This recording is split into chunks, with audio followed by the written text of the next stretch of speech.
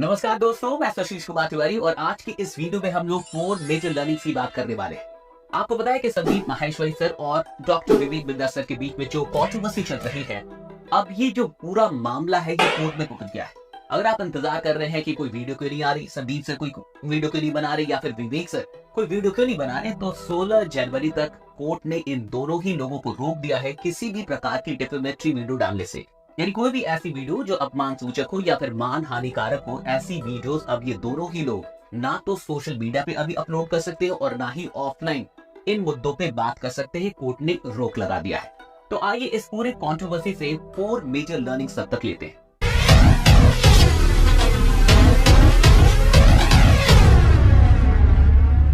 पहली लर्निंग है प्रतिज्ञा से जुड़े हुई। आपने देखा होगा और अभी स्क्रीन पे ही आ जाएगा कि 20 नवंबर को हिंदुस्तान टाइम्स में पूरे एक पन्ने की फ्रंट पेज पे एक एड आई जो कि संदीप माहेश्वरी सर की एड थी। 1-to-1 सेशन के बारे में ये था और इसके बारे में काफी बातें हुई और बहुत सारे लोगों ने कहा कि सर ने एक प्रतिज्ञा ली थी कि वो किसी से भी 1 रुपए नहीं लेंगे अपने सेशन के, तो फिर ये एड क्यों। और उसके बाद कुछ मेल्स भी कहीं ना कहीं पब्लिक में आए जहां पे 36 लाख रुपए सर की फी है 2 घंटे की, और अगर कोई सर के पास आता है तो फिर 9 लाख और जीएसटी अलग से। मैं कहता हूं कि वो 36 करोड़ भी लेते तो आप कुछ नहीं बोलते, अगर वो 9 करोड़ रुपए भी लेते तो आप कुछ नहीं बोलते। डेफिनेटली क्यों बोलते आप? अगर उनके पास वो नॉलेज है, अगर उनके पास वो एक्सपीरियंस है जिससे किसी का बिजनेस बढ़ सकता है, तो वो 2 घंटे का अगर 36 लाख ले रहे हैं या 9 लाख ले रहे हैं तो इसमें कुछ भी खराबी नहीं है। फिर प्रॉब्लम कहां पे आई? लोग उंगली क्यों उठा रहे हैं? क्योंकि उन्होंने एक प्रतिज्ञा ले ली थी। मैंने प्लेज लिया था जब मैंने अपने सेशंस करने शुरू करे थे कि मैं अपनी पूरी जिंदगी में किसी से भी 1 रुपए भी नहीं लूंगा अपने इन सेशंस का। अब मैं उस प्लेज में एक और लाइन ऐड करना चाहता हूं कि सिर्फ जीते जी ही नहीं, मरने के बाद भी मेरे सेशंस फ्री ही रहेंगे। अब इस बात को समझिए, क्या ये जरूरी है कि हम पब्लिकली कोई प्रतिज्ञा लें? अगर वो इस प्रकार की कोई प्रतिज्ञा नहीं लेती और शायद ये कहते कि मैं ज्यादा से ज्यादा ये कोशिश करूंगा ये करने की या फिर ऐसा ना करने की या फिर ऐसा करने की, तो शायद ये उंगली ही ना उठती, शायद लोग सवाल ही ना उठाते।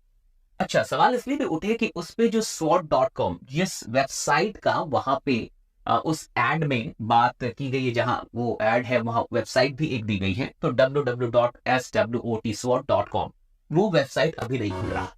तो कहीं ना कहीं इस पे प्रश्न चिन्ह उठता है कि 20 नवंबर अभी हाल की ही बात है और आप 20 नवंबर को 50 लाख 60 लाख रुपए लगाते हैं पूरे एड पे और अचानक से वो वेबसाइट ही नहीं चलता। इसका क्या मतलब है कि आप भी कहीं ना कहीं चिंतित हैं क्योंकि आपने कोई ऐसी प्रतिज्ञा की थी। मैं कह रहा हूं, आप सबको पता होगा महाभारत में 9वें दिन जब भीष्म पितामह लड़ रहे थे तो ऐसा लग रहा था कि भीष्म पितामह को रोकना नामुमकिन है। ऐसा लग रहा था कि अब ये युद्ध आज ही समाप्त हो जाएगा और भीष्म सबको मार देंगे।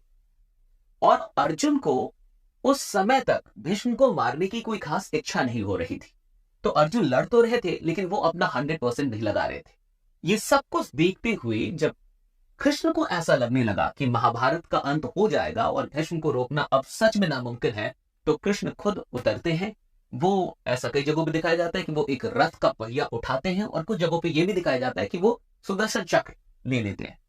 और फिर इसके बाद भीष्म अपने हथियार जो कुछ भी उन धनुष जो भी चीजें थी उसे छोड़ देते हैं।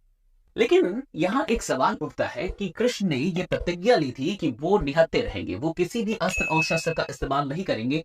फिर कृष्ण ने किस प्रकार से और क्यों ये प्रतिज्ञा तोड़ने के लिए वो तैयार हो गए और उन्होंने अस्त्र और शस्त्र उठा लिए? सवाल जब ये हुआ कृष्ण से तो कृष्ण ने कहा कि मैं भगवान हूं और मुझे पता है कि मेरा अवतार यहाँ पे क्यों हुआ है। मैं धर्म की रक्षा के लिए आया हूं और अगर धर्म की रक्षा के लिए मुझे सैकड़ों हजारों प्रतिज्ञाएं भी तोड़नी पड़े तो मैं तोड़ूंगा, लेकिन धर्म की रक्षा करूंगा, फिर चाहे दुनिया मेरे बारे में कुछ भी क्यों ना बोले। समझिए, भीष्म की प्रतिज्ञा ही थी जिसे उन्होंने नहीं तोड़ा, जिसके चलते महाभारत हुआ।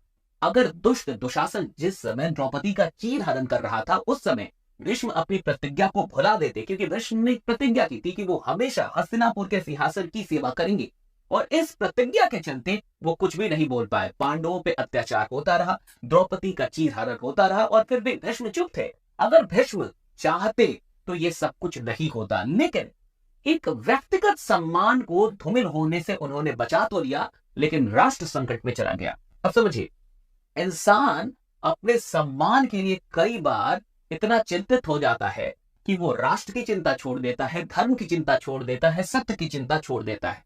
अगर भीष्म अपने सम्मान को धूमिल होने देते और अपनी प्रतिज्ञा तोड़ देते तो शायद महाभारत ना होता।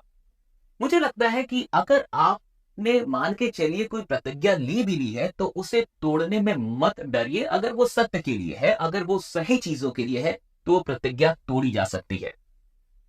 सीख ये भी है कि हम किसी भी प्रकार की प्रतिज्ञा को पब्लिक में ले ही ना।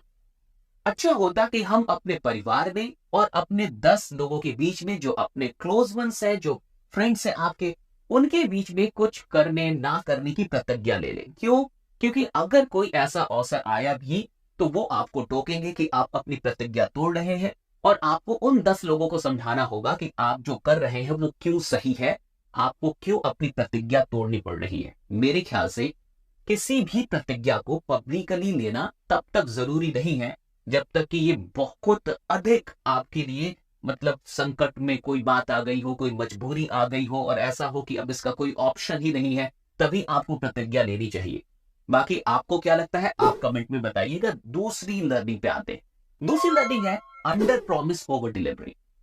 अगर आप बिजनेस कर रहे हैं तो एक बात को हमेशा याद रखिए कि इसी सिद्धांत पे काम कीजिए। बोलिए कम, कीजिए ज्यादा। अगर आप मान के चलिए आप किसी से कहते कि आप मेरे घर पे आ जाओ और मैं आपको 100 रुपए दूंगा, और वो बंदा आपके घर पे आता है और आप उससे 95 रुपए दे के भेजते हैं, या 99 रुपए ही क्यों ना दे दे, वो इस बात को याद नहीं रखेगा कि उसे आपने 99 रुपए दिए, वो इस बात को याद रखेगा कि आपने 1 रुपये उसे नहीं दिए।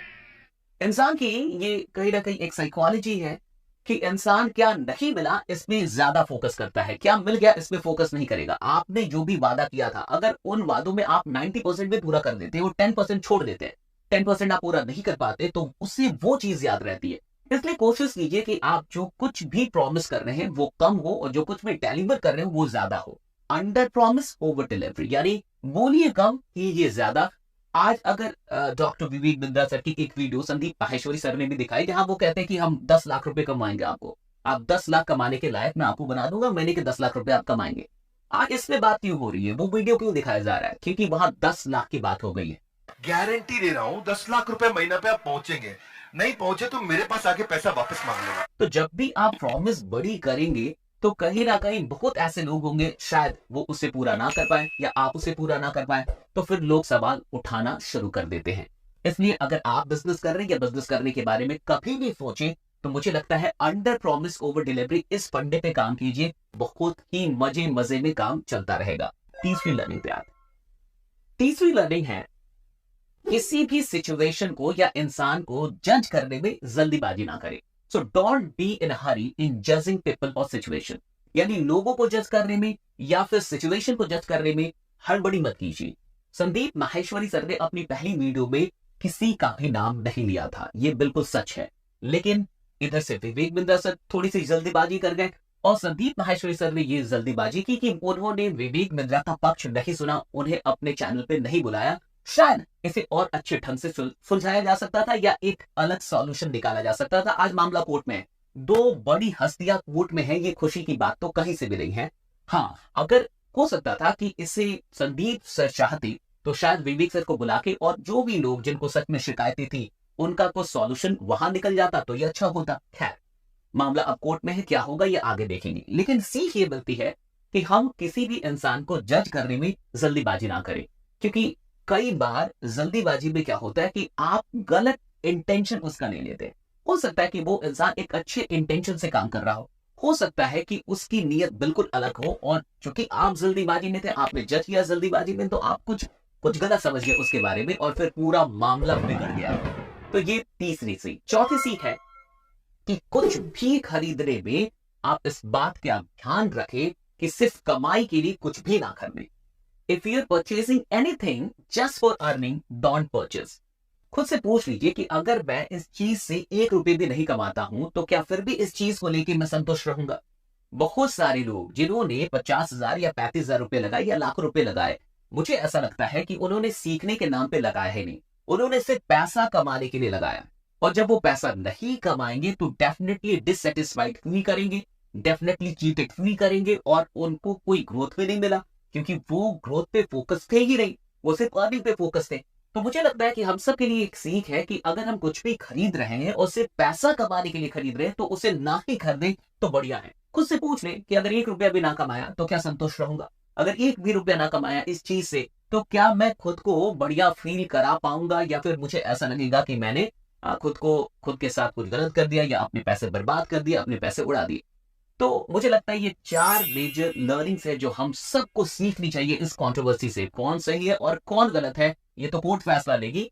और जैसा कि आप जानते हैं कि अगर गलतियां ना हुई होती तो ये सारी चीज होती ही ना। तो गलतियां तो है ही, लेकिन आखिर कोर्ट क्या फैसला लेती है ये सबसे अहम होने वाला है। बाकी आपको इन 4 लर्निंग्स में से कौन सी लर्निंग सबसे अच्छी लगी ये कमेंट करके जरूर बताइएगा। जाते जाते इस चैनल को सब्सक्राइब करते हुए जाइए ताकि हमारी जो ये पूरी फैमिली है ये भी बढ़ती चले। बहुत बहुत शुक्रिया आप तमाम लोगों का। बने रहिए, जमे रहिए, क्योंकि आपका जीतना सुनिश्चित है। सीखते रहिए।